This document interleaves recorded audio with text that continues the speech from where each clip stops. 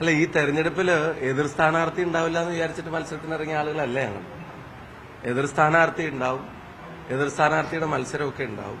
അതിനെല്ലാം അതിജീവിക്കാൻ കഴിയാവുന്ന രാഷ്ട്രീയ സവിശേഷതകൾ നിലമ്പൂരിലും കേരളത്തിലും ഉണ്ട്. എതിരാളി ഉണ്ടാവില്ല എന്ന് വിചാരിച്ചിട്ട് ഈ തെരഞ്ഞെടുപ്പ് ജയിക്കാമെന്ന് ആഗ്രഹിച്ചവരല്ല. ഏത് എതിരാളി വന്നാലും ഈ തെരഞ്ഞെടുപ്പ് ജയിക്കാൻ കഴിയുമെന്നുള്ള തികഞ്ഞ ശുഭാപ്തി വിശ്വാസത്തിലും ആത്മവിശ്വാസത്തിലും തന്നെയാണ് ഞങ്ങൾ ഈ തെരഞ്ഞെടുപ്പിന്റെ മുന്നൊരുക്കങ്ങൾ നടത്തിയത്. ഞങ്ങൾ സ്ഥാനാർത്ഥി നിർണയം നടത്തിയതിനു ശേഷം ഞങ്ങളുടെ പ്രവർത്തനങ്ങളുമായിട്ട് മുന്നോട്ട് പോകുന്നു. അത് ഗ്രൗണ്ട് ലെവലിലേക്ക് ഞങ്ങൾ ഇറങ്ങി തുടങ്ങി. ഞങ്ങൾക്ക് ഇവിടുത്തെ ജനങ്ങളുടെ ഫീഡ്ബാക്ക് കിട്ടുന്നുണ്ട്. കേരളത്തിലെ ജനങ്ങൾ ആഗ്രഹിക്കുന്ന റിസൾട്ട് ഇവിടെ ഉണ്ടാവും. ഞാൻ ഈ തെരഞ്ഞെടുപ്പിൽ ഇനി ചർച്ച ചെയ്യാൻ പോകുന്നത് ഇപ്പോഴെങ്കിലും ഒരു പൊളിറ്റിക്കൽ ഫൈറ്റിലേക്ക് കാര്യങ്ങളെ പറ്റിയുള്ള ചോദ്യങ്ങൾ ചോദിച്ചുകൊണ്ടിരിക്കുകയാണല്ലോ, ചോദിക്കാൻ തുടങ്ങിയല്ലോ. അറ്റ്ലീസ്റ്റ് ഞാൻ ചോദിക്കുന്ന ഈ കേരളത്തിലെ ആശാ വർക്കർമാർ നടത്തുന്ന സമരത്തിന്റെ അവസ്ഥ എന്താ? അത് ഈ നിലമ്പൂരിലെ ജനങ്ങൾ ചിന്തിക്കില്ല എന്നാണ് നിങ്ങൾ കരുതുന്നത്? അവര് മഴയും വെയിലും ഏറ്റു നടത്തുന്ന ജാഥ, അവരെ സെക്രട്ടേറിയറ്റിന് മുമ്പിലെ സമരം ഈ തെരഞ്ഞെടുപ്പിൽ ചർച്ചയാവില്ല എന്നാണ് നിങ്ങൾ കരുതുന്നത്? ഈ വിവാദങ്ങളൊക്കെ ആവും തെരഞ്ഞെടുപ്പിൽ ചർച്ച എന്ന് പാലക്കാട്ടെ തെരഞ്ഞെടുപ്പിലും പലരും പ്രവചിച്ചിരുന്നു. എന്നിട്ട് എന്താ അവസാനം റിസൾട്ട് വന്നപ്പോൾ ഒരു പൊളിറ്റിക്കൽ ഫൈറ്റ് നടന്നാൽ അതിന്റെ ഏറ്റവും വലിയ ഗുണം UDF-നാണ് കിട്ടാൻ പോകുന്നത്. കാരണം രാഷ്ട്രീയ സാഹചര്യം പൂർണ്ണമായും UDF-ന് അനുകൂലമാണ്. ഈ നിലമ്പൂരിന്റെ ഓരോ മുക്കിനും മൂലയ്ക്കും അറിയാവുന്ന സ്ഥാനാർത്ഥിയാണ് ഞങ്ങളുടെ സ്ഥാനാർത്ഥിയെ സംബന്ധിച്ച് ഞങ്ങൾക്ക് ക്ലാരിറ്റി ഉണ്ട്. കൃത്യമായിട്ടുള്ള റിസൾട്ട് കൊണ്ടുവരാൻ കഴിയാവുന്ന രാഷ്ട്രീയ സാഹചര്യം ഇവിടെയുണ്ട്. ഇനി ഈ നാട്ടിലെ പാചക തൊഴിലാളികളുടെ അവസ്ഥ എന്താ? മുഖ്യമന്ത്രിയും കുടുംബവും ഉൾപ്പെടെയുള്ള ആളുകൾ നേരിടുന്ന അഴിമതി ആരോപണങ്ങൾ, CPM-ന്റെ പ്രവർത്തകർക്ക് പോലും അംഗീകരിക്കാൻ കഴിയാത്ത അഴിമതി ആരോപണങ്ങൾ നാട്ടിലുണ്ടാവുക. വലിയ അവകാശവാദ വ്യഗ്രതയിൽ കെട്ടിപ്പൊക്കിയ സാധനങ്ങൾ ജനങ്ങളുടെ മുമ്പിൽ ഇടിഞ്ഞു പൊളിഞ്ഞു വീഴുകയാണ്. കേന്ദ്രവും സംസ്ഥാനവും ഒക്കെ ദുർബലമായി പോകുന്ന ജനങ്ങളുടെ മുമ്പിൽ പറയാൻ മറുപടിയില്ലാത്ത തരത്തിൽ ഏറ്റവും വലിയ അച്ചീവ്മെന്റ് ആയിട്ട് ചൂണ്ടിക്കാണിക്കപ്പെട്ടിരുന്ന ദേശീയവാദയുടെ അവസ്ഥ പോലും ഒരു പുതിയ റീൽസ് ഇടാൻ പറ്റാത്ത തരത്തിലേക്ക് കാര്യങ്ങൾ മാറുകയാണ്. അപ്പൊ അതൊക്കെ വിലയിരുത്തി വോട്ട് ചെയ്യാൻ കാത്തിരിക്കുന്ന ജനങ്ങളുടെ, നിലമ്പൂരിലെ ജനങ്ങളുടെ രാഷ്ട്രീയ ബോധത്തിലും കേരളത്തിലെ ജനങ്ങൾ കാത്തിരിക്കുന്ന റിസൾട്ട് നിലമ്പൂരിൽ നിന്നുണ്ടാവുമെന്നുള്ള ഉറപ്പിലും ഞങ്ങൾക്കൊരു ആത്മവിശ്വാസക്കുറവുമില്ല. ഞങ്ങൾ ഞങ്ങളുടെ പ്രവർത്തനങ്ങളുമായിട്ട് മുന്നോട്ട് പോകുന്നു.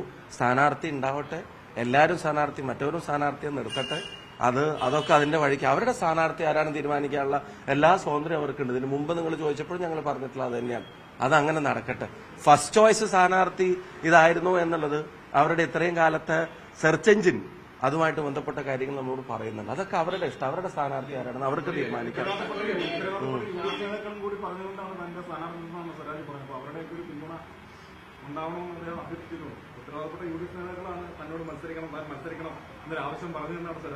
ഇപ്പം പിന്നെ പാലക്കാട് മത്സരിച്ചപ്പോ സരിന്റെ അവകാശവാദങ്ങളൊക്കെ ഇതിനേക്കാളും വലിയ അപ്പുറത്തായിരുന്നു.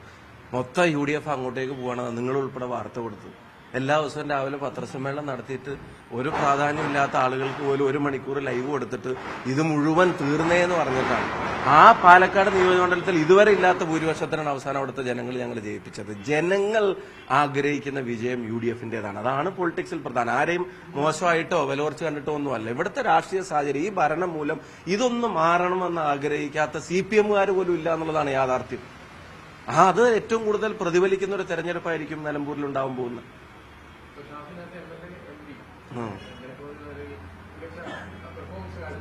Thank you.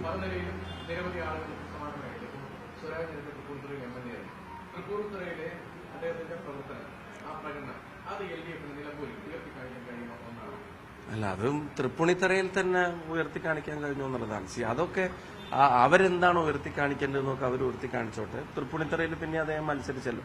അതൊക്കെ അവരുടെ രാഷ്ട്രീയം എന്തായിരിക്കണം, അവരെന്താണോ ഉയർത്തി കാണിക്കുന്നതൊക്കെ അവർ തീരുമാനിച്ചോട്ടെ. ഞങ്ങളെ സംബന്ധിച്ചിടത്തോളം എന്താ, ജനങ്ങളുടെ പ്രശ്നങ്ങൾ കൃത്യമായി ഞങ്ങൾ ഉയർത്തി കാണിക്കും. ഇപ്പോഴും തലക്കെട്ടുകളും ഫ്ലാഷ് ന്യൂസുകളും ചർച്ചകളും ബഹളങ്ങളും വിവാദങ്ങളും ഒക്കെയാണ്. പക്ഷെ ജനങ്ങളുടെ ഇടയിലെ ചർച്ച അതല്ല. ഞങ്ങൾ ആ ചർച്ചയിലാണ് കോൺസെൻട്രേറ്റ് ചെയ്യണത്. ഞാൻ ഇതുപോലെ ഇതിനു മുമ്പ് സംസാരിച്ചിട്ടുണ്ട്. നിങ്ങൾ എടുത്തു നോക്കുക, നിങ്ങളുടെ ആർക്കൈവ്സ് എടുത്തു നോക്കുക. പാലക്കാട്ടെ തെരഞ്ഞെടുപ്പ് ഈ പറയുന്ന വിവാദങ്ങളുടെ കൊടുമ്പിരികളായിരുന്നല്ലോ. പക്ഷെ അത് കൊടുമ്പിരി കൊള്ളുമ്പോഴും ജനങ്ങൾക്കിടയിൽ യഥാർത്ഥ ചർച്ച എന്താ, ആ ചർച്ചയിലേക്ക് കാര്യങ്ങൾ നീക്കാൻ ഞങ്ങൾക്ക് പറ്റും. അതാണ് നിലവിലെ പൊളിറ്റിക്കൽ സിറ്റുവേഷൻ. ഇതൊരു പൊളിറ്റിക്കൽ ഫൈറ്റ് ആണ്. And we are going to win this for sure. ഇത് ഞങ്ങൾ ജയിക്കാൻ തന്നെ വേണ്ടി മത്സരിക്കുന്ന തെരഞ്ഞെടുപ്പാണെന്ന് എല്ലാവർക്കും അറിയാം. ഞങ്ങൾ ഒരു യൂണിറ്റായി, ഒറ്റക്കെട്ടായിട്ട് അതിന്റെ പ്രവർത്തനങ്ങളുമായിട്ട് മുന്നോട്ട് പോകുന്നു. ഇനിയുള്ള ദിവസങ്ങളിൽ രാഷ്ട്രീയമായിട്ട് കൂടുതൽ കാര്യങ്ങൾ വരുന്നു വരട്ടെ. ഈ സ്ഥാനാർത്ഥിയെ പ്രഖ്യാപിക്കുന്നതിന് മുമ്പുണ്ടായിരുന്ന അപ്പുറം വലിയ പ്രതിസന്ധിക്കുള്ളൂ. പുതിയ സ്ഥാനാർത്ഥി വരുന്ന LDF-ന് പാർട്ടി ചിഹ്നത്തിലുള്ള സ്ഥാനാർത്ഥിയാണ്. ഒപ്പം തന്നെ അഞ്ഞൂറുമായി ബന്ധപ്പെട്ട പ്രശ്നങ്ങൾ പരിഹരിക്കാൻ കഴിയാതെ മുന്നോട്ട് പോകുന്നു. നിലവിൽ സ്ഥാനാർത്ഥിയെ പ്രഖ്യാപിക്കുമ്പോഴുണ്ടാകുന്ന സിറ്റുവേഷൻ ആണോ UDF-ന് ഇപ്പോൾ കൂടുതൽ പ്രതിസന്ധിയല്ലേ? അതെങ്ങനെ ഞങ്ങൾക്ക് പ്രതിസന്ധി ആവുന്നത്? ഞങ്ങളിപ്പോൾ ആ ഘടകങ്ങളൊക്കെ പരിശോധിച്ചിട്ട് അതൊക്കെ ആലോചിച്ചിട്ട് ഞങ്ങളുടെ സ്ഥാനാർത്ഥി നിർണയം പോലും നീട്ടിക്കൊണ്ടുപോയിട്ടില്ലല്ലോ. ഞങ്ങൾ കോൺഫിഡന്റ് ആയിരുന്നു സ്ഥാനാർത്ഥിയെ നിർണ്ണയിക്കാൻ, അതിന്റെ പ്രവർത്തനങ്ങളുമായിട്ട് മുന്നോട്ട് പോകാൻ. പിന്നെ എതിരാളി സ്ഥാനാർത്ഥിയെ പ്രഖ്യാപിക്കും എന്ന് പറഞ്ഞ തെരഞ്ഞെടുപ്പിൽ ആരെങ്കിലും വീട്ടിലിരിക്കുമോ? എതിരാളി സ്ഥാനാർത്ഥിയെ പ്രഖ്യാപിക്കില്ല എന്ന് വിചാരിച്ചിട്ടാണോ തെരഞ്ഞെടുപ്പ്? പിന്നെ തെരഞ്ഞെടുപ്പ് വേണ്ടല്ലോ.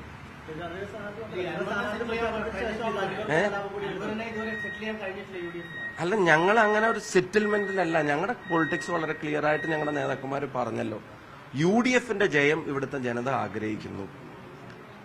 അത് നിലമ്പൂരിലെ ജനങ്ങൾ മാത്രമല്ല, കേരളത്തിലെ ജനങ്ങൾ ആഗ്രഹിക്കുന്നു. ഞങ്ങളുടെ അസസ്മെന്റ് അതാണ്.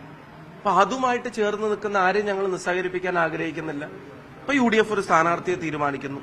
ആ സ്ഥാനാർത്ഥിയെ UDF പറയുന്ന രാഷ്ട്രീയത്തെ അംഗീകരിക്കുന്ന ആരുമായിട്ട് നിസ്സഹകരിക്കാൻ ഞങ്ങൾക്ക് താല്പര്യമില്ല. അത് സഹകരിക്കണോ വേണ്ടേ എന്നുള്ളതൊക്കെ അവർ തീരുമാനിച്ചറിയിക്കുന്ന പക്ഷം ഉചിതമായ തീരുമാനം ഉണ്ടാവുന്ന UDF നേതൃത്വം കൃത്യമായിട്ട് പറഞ്ഞു കഴിഞ്ഞല്ലോ.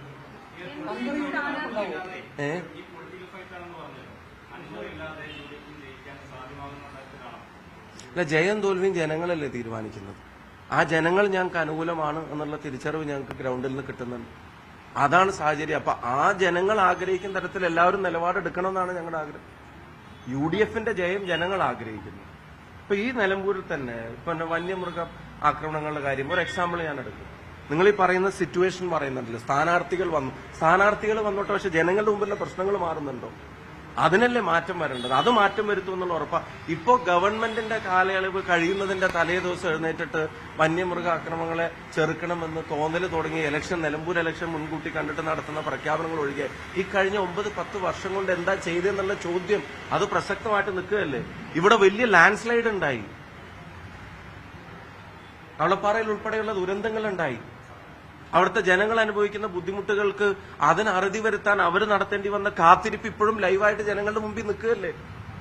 ഒരു ജനങ്ങൾ നേരിടുന്ന പ്രതിസന്ധിയും ജനകീയ വിഷയങ്ങളും മറഞ്ഞു പോവില്ല. അതൊക്കെ തന്നെ ഉയർത്തി തെരഞ്ഞെടുപ്പിനെ ഞങ്ങൾ നേരിടും. തികഞ്ഞ ആത്മവിശ്വാസമുണ്ട്. തെല്ലു അഹങ്കാരമില്ലാതെ പറയുന്നു, നിലമ്പൂര് ഞങ്ങൾ തിരിച്ചു പിടിക്കും. അത് കേരളം തിരിച്ചു പിടിക്കാനുള്ള ഞങ്ങളുടെ യാത്രയുടെ പ്രധാനപ്പെട്ട ഒരു ചൂടുമായിരിക്കും. അദ്ദേഹം തീരുമാനിച്ചാൽ അദ്ദേഹത്തിന് ഉണ്ടാവാം, തീർച്ചയായിട്ടും. അല്ല, അത് ഉണ്ടാവില്ല എന്നുള്ളതൊക്കെ ഇനി വരട്ടെ. ജയിക്കാൻ കഴിയുമെന്നുള്ള കാര്യത്തിലുള്ള സംശയങ്ങൾ ഈ തെരഞ്ഞെടുപ്പിൽ ഞങ്ങളെ സംബന്ധിച്ചിടത്തോളം നിലവിലെ രാഷ്ട്രീയ സാഹചര്യങ്ങൾ വരുത്തുന്നില്ല. അദ്ദേഹം UDFനോടൊപ്പം ഉണ്ടാവാൻ അദ്ദേഹം ആഗ്രഹിച്ച അതിന് ഇവിടുന്ന് ആരും തടസ്സം പറഞ്ഞിട്ടില്ലല്ലോ. UDF സ്ഥാനാർത്ഥി ജയിക്കണമെന്ന് UDF ജയിക്കണമെന്ന് ആഗ്രഹിക്കുന്ന ആരെയും നിസ്സഹകരിപ്പിക്കാൻ ഞങ്ങൾ ആഗ്രഹിക്കുന്നില്ല.